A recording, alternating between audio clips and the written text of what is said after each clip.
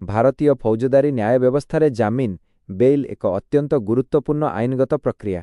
ନୂତନ ଆଇନଜୀବୀ କିମ୍ବା ଆଇନ ଛାତ୍ରଛାତ୍ରୀମାନଙ୍କ ପାଇଁ କୋର୍ଟ ପରିସରରେ ଏହାର ବାସ୍ତବ ପ୍ରୟୋଗ ପ୍ରାକ୍ଟିକାଲ ଆପ୍ଲିକେସନ ବିଷୟରେ ବିସ୍ତୃତ ଜ୍ଞାନ ରହିବା ଜରୁରୀ।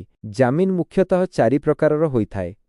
ନିୟମିତ ଜାମିନ ରେଗୁଲାର ବେଲ୍ ଅର୍ଥ ଯେତେବେଳେ କୌଣସି ବ୍ୟକ୍ତି ପୋଲିସ ଦ୍ୱାରା ଗିରଫ ହୋଇସାରିଥାନ୍ତି ଏବଂ ପୋଲିସ କିମ୍ବା ନ୍ୟାୟିକ ହେପାଜତରେ ଜୁଡିସିଆଲ କଷ୍ଟଡି ଥାନ୍ତି, ସେତେବେଳେ ହେପାଜତରୁ ମୁକୁଳିବା ପାଇଁ ଏହି ଜାମିନ ଆବେଦନ କରାଯାଏ। ଆଇନଗତ ବ୍ୟବସ୍ଥା ଏହା ଫୌଜଦାରୀ କାର୍ଯ୍ୟବିଧି ସଂହିତା ସିଆରପିସିର ଧାରା 437 ଏବଂ 439 ବର୍ତ୍ତମାନ ନୂତନ ଆଇନ ଭାରତୀୟ ନାଗରିକ ସୁରକ୍ଷା ସଂହିତା ବା ବିଏନଏସଏସର ସମ୍ପୃକ୍ତ ଧାରା ଅଧୀନରେ ଆବେଦନ କରାଯାଏ। କେଉଁଠାରେ ଆବେଦନ ହେବ ଅପରାଧର ଗମ୍ଭୀରତା ତଥା କୋର୍ଟଙ୍କ କ୍ଷମତା ଅନୁଯାୟୀ ଏହା ମାଜିଷ୍ଟ୍ରେଟ କୋର୍ଟ, ସେସନ୍ସ ବା ଜିଲ୍ଲା କୋର୍ଟ, ଡିଷ୍ଟ୍ରିକ୍ଟ କୋର୍ଟ କିମ୍ବା ହାଇକୋର୍ଟରେ ହାଇକୋର୍ଟ ଦାୟର କରାଯାଇପାରିବ। 2. ଆଗୁଆ ଜାମିନ ବା ଅଗ୍ରିମ ଜାମିନ ଆଣ୍ଟିସିପେଟରୀ ବେଲ୍ ଅର୍ଥ ଯଦି କୌଣସି ବ୍ୟକ୍ତିଙ୍କର ଦୃଢ଼ ଆଶଙ୍କା ଥାଏ ଯେ ତାଙ୍କୁ କୌଣସି ମିଥ୍ୟା ମାମଲା କିମ୍ବା ଏକ ଅଜାମିନବିହୀନ ଅପରାଧରେ ନନ୍ ବେଲେବଲ୍ ଅଫେନ୍ସ ଗିରଫ କରାଯାଇପାରେ, ତେବେ ଗିରଫଦାରୀ ପୂର୍ବରୁ ସୁରକ୍ଷା ପାଇବା ପାଇଁ ସେ ଏହି ଜାମିନ ଆବେଦନ କରିପାରିବେ। ଆଇନଗତ ବ୍ୟବସ୍ଥା ଏହା ସିଆରପିସିର ଧାରା 438 ଅଧୀନରେ ଦାୟର କରାଯାଏ। କେଉଁଠାରେ ଆବେଦନ ହେବ ଏହି ଜାମିନ କେବଳ ସେସନ୍ସ କୋର୍ଟ, ଜିଲ୍ଲା କୋର୍ଟ କିମ୍ବା ଉଚ୍ଚ ନ୍ୟାୟାଳୟରେ ହାଇକୋର୍ଟ ଆବେଦନ କରାଯାଇପାରିବ। ମାଜିଷ୍ଟ୍ରେଟ କୋର୍ଟଙ୍କର ଆଗୁଆ ଜାମିନ ଦେବାର କ୍ଷମତା ନାହିଁ। 3. ଅନ୍ତରୀଣ ଜାମିନ ଇଣ୍ଟରିମ୍ ବେଲ୍ ଅର୍ଥ ଏହା ଏକ ସ୍ୱଳ୍ପକାଳୀନ ବା ଅସ୍ଥାୟୀ ଜାମିନ। ଯେତେବେଳେ କୋର୍ଟରେ ନିୟମିତ କିମ୍ବା ଆଗୁଆ ଜାମିନର ମୁଖ୍ୟ ଆବେଦନ ବିଚାରାଧୀନ ଥାଏ ଏବଂ ଚୂଡ଼ାନ୍ତ ଶୁଣାଣି ପାଇଁ ସମୟ ଲାଗୁଥାଏ, ସେତେବେଳେ ଅଭିଯୁକ୍ତଙ୍କୁ ତୁରନ୍ତ ଆଶ୍ୱସ୍ତି ଦେବା ପାଇଁ କୋର୍ଟ ଅଳ୍ପ କିଛି ଦିନ ପାଇଁ ଏହି ଜାମିନ ପ୍ରଦାନ କରିଥାନ୍ତି। ସର୍ତ୍ତ ଅନ୍ତରୀଣ ଜାମିନର ଅବଧି ଶେଷ ହେବା ମାତ୍ରେ ଅଭିଯୁକ୍ତଙ୍କୁ ପୁଣି ହେପାଜତକୁ ଯିବାକୁ ପଡ଼ିପାରେ କିମ୍ବା ତାଙ୍କୁ ସେହି ସମୟ ମଧ୍ୟରେ ମୁଖ୍ୟ ଜାମିନ ଅନୁମୋଦନ କରାଇବାକୁ ପଡ଼ିଥାଏ। 4.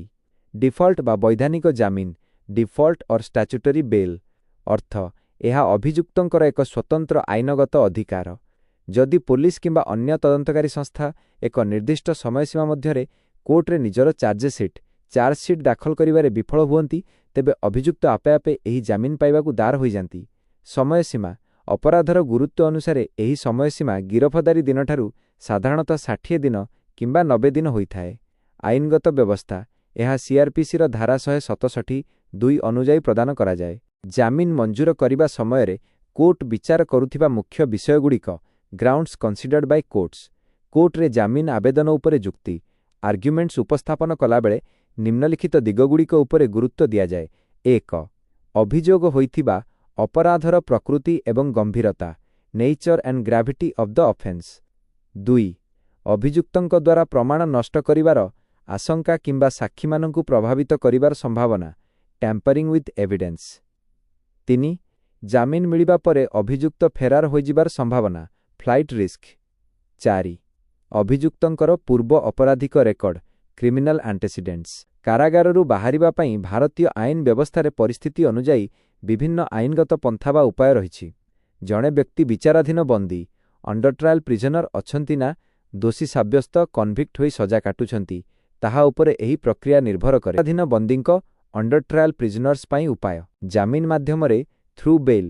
ଯେପରି ଆମେ ପୂର୍ବରୁ ଆଲୋଚନା କରିଛି, ବିଚାରାଧୀନ ଅବସ୍ଥାରେ ଜଣେ ଅଭିଯୁକ୍ତ ନିୟମିତ ଜାମିନ ରେଗୁଲାର ବେଲ୍ ଆବେଦନ କରିପାରିବେ। ଯଦି ପୋଲିସ ଠିକ୍ ସମୟସୀମା ମଧ୍ୟରେ ଚାର୍ଜସିଟ୍ ଦାଖଲ ନ କରେ, ତେବେ ସେ ଡିଫଲ୍ଟ ଜାମିନ ଡିଫଲ୍ଟ ବେଲ୍ ପାଇରୁ ବାହାରି ପାରିବେ। ଦୋଷମୁକ୍ତ ବା ଖଲାସ ଏକ୍ୱିଟାଲ ବା ଡିସଚାର୍ଜ। ଯଦି ଟ୍ରାଏଲ ସମୟରେ କୋର୍ଟରେ ଅଭିଯୁକ୍ତଙ୍କ ବିରୋଧରେ ଯଥେଷ୍ଟ ପ୍ରମାଣ ନ ମିଳେ ଏବଂ କୋର୍ଟ ତାଙ୍କୁ ନିର୍ଦ୍ଦୋଷ ବୋଲି ରାୟ ଦିଅନ୍ତି, ଏକ୍ୱିଟାଲ କିମ୍ବା ଚାର୍ଜ ଫ୍ରେମ୍ ହେବା ପୂର୍ବରୁ କୋର୍ଟ ତାଙ୍କୁ ଖଲାସ ଡିସଚାର୍ଜ କରିଦିଅନ୍ତି, ତେବେ ତାଙ୍କୁ ତୁରନ୍ତରୁ ମୁକ୍ତ କରାଯାଏ। ହେବିୟସ୍ କର୍ପସ୍ ଯଦି କୌଣସି ବ୍ୟକ୍ତିଙ୍କୁ ପୋଲିସ ଦ୍ୱାରା ବେଆଇନ ଭାବେ ଗିରଫ କରାଯାଇରେ ରଖାଯାଇଥାଏ, ତେବେ ହାଇକୋର୍ଟ କିମ୍ବା ସୁପ୍ରିମକୋର୍ଟରେ ହେବିୟସ୍ କର୍ପସ୍ ରିଟ୍ ଦାୟର କରି ବେଆଇନ ଅଟକରୁ ମୁକୁଳିବାର ବ୍ୟବସ୍ଥା ରହିଛି। 2. ଦୋଷୀ ସାବ୍ୟସ୍ତ ହୋଇଥିବା ବନ୍ଦୀଙ୍କ କନଭିକ୍ଟେଡ୍ ପ୍ରିଜନର୍ସ ପାଇଁ ଉପାୟ ଏପିଲ୍ କରି ଦଣ୍ଡାଦେଶ ସ୍ଥଗିତ ରଖିବା suspension of sentence by bail during appeal. ତଳ କୋର୍ଟ ଦଣ୍ଡାଦେଶ ଶୁଣାଇବା ପରେ ଜେଲ୍ ଯାଇଥିବା ବ୍ୟକ୍ତି ଉପର କୋର୍ଟରେ, ଯେପରିକି ସେସନ୍ସ କୋର୍ଟ ବା ହାଇକୋର୍ଟରେ ଏପିଲ୍ କରିପାରିବେ। ଏପିଲ୍ ବିଚାରାଧୀନ ଥିବା ସମୟରେ କୋର୍ଟଙ୍କୁ ଅନୁରୋଧ କରି ସେ ନିଜ ଦଣ୍ଡାଦେଶକୁ ସାମୟିକ ଭାବେ ସ୍ଥଗିତ ସସ୍ପେଣ୍ଡେଡ୍ ରଖି ଜାମିନରେ ଆସିପାରିବେ, ଯାହାକୁ ସାଧାରଣ ଭାଷାରେ ଏପିଲ୍ ବେଲ୍ କୁହାଯାଏ। ପାରୋଲ ଏବଂ ଫର୍ଲୋ ଏହା ହେଉଛି କଏଦୀମାନଙ୍କ ପାଇଁ ସାମୟିକ ବା ଅସ୍ଥାୟୀ ମୁକ୍ତି। ପାରୋଲ କୌଣସି ଜରୁରୀ ପରିସ୍ଥିତି, ଯେପରିକି ପରିବାରରେ କାହାର ମୃତ୍ୟୁ, ଗୁରୁତର ଅସୁସ୍ଥତା, ନିଜର ବିବାହ ଆଦି ପାଇଁ ନିର୍ଦ୍ଦିଷ୍ଟ ଦିନ ପାଇଁ ପାରୋଲ ଦିଆଯାଏ। ଫର୍ଲୋ ଦୀର୍ଘ ଦିନ ଧରି ସଜା କାଟୁଥିବା ବନ୍ଦୀମାନଙ୍କୁ ସେମାନଙ୍କର ଭଲ ଆଚରଣ, ଗୁଡ୍ କଣ୍ଡକ୍ଟ ପାଇଁ ଏବଂ ସମାଜ ସହ ସମ୍ପର୍କ ବଜାୟ ରଖିବା ପାଇଁ ପ୍ରତିବର୍ଷ କିଛି ଦିନର ଛୁଟି ବା ଫର୍ଲୋ ପ୍ରଦାନ କରାଯାଏ, ଯାହା ସେମାନଙ୍କର ଏକ ପ୍ରକାରର ଅଧିକାର। ଦଣ୍ଡ ହ୍ରାସ ବା ରିମିସନ୍ ଜେଲ୍ ମାନୁଆଲ ଏବଂ ରାଜ୍ୟ ସରକାରଙ୍କ ନୀତି ଅନୁଯାୟୀ ରେ କଏଦୀଙ୍କର ଉତ୍ତମ ବ୍ୟବହାର ଏବଂ ଶୃଙ୍ଖଳାକୁ ଭିତ୍ତି କରି ତାଙ୍କର ସଜା କାଟି ଦିଆଯାଏ ବା କମାଇ ଦିଆଯାଏ। ଉଦାହରଣ ସ୍ୱରୂପ, ଆଜୀବନ କାରାଦଣ୍ଡ ପାଇଥିବା ବ୍ୟକ୍ତିଙ୍କୁ 14 ବର୍ଷ କିମ୍ବା 20 ବର୍ଷ ପରେ ତାଙ୍କ ଆଚରଣକୁ ଭିତ୍ତି କରି ରାଜ୍ୟ ସରକାର ସ୍ଥାୟୀ ମୁକ୍ତି ଦେଇପାରନ୍ତି। କ୍ଷମା ପ୍ରାର୍ଥନା ପାର୍ଡନ୍ ସମ୍ବିଧାନର ଅନୁଚ୍ଛେଦ 72, ରାଷ୍ଟ୍ରପତିଙ୍କ କ୍ଷମତା, ଏବଂ ଅନୁଚ୍ଛେଦ 161, ରାଜ୍ୟପାଳଙ୍କ କ୍ଷମତା ଅନୁଯାୟୀ କ୍ଷମା ପ୍ରାର୍ଥନା କରିବା। ଏହାଦ୍ୱାରା ଦଣ୍ଡକୁ ସମ୍ପୂର୍ଣ୍ଣ ମାଫ କରାଯାଇପାରେ, ହ୍ରାସ କରାଯାଇପାରେ କିମ୍ବା ପରିବର୍ତ୍ତନ କରାଯାଇପାରେ, ଯେପରିକି ମୃତ୍ୟୁଦଣ୍ଡକୁ ଆଜୀବନ କାରାଦଣ୍ଡରେ ପରିଣତ କରିବା।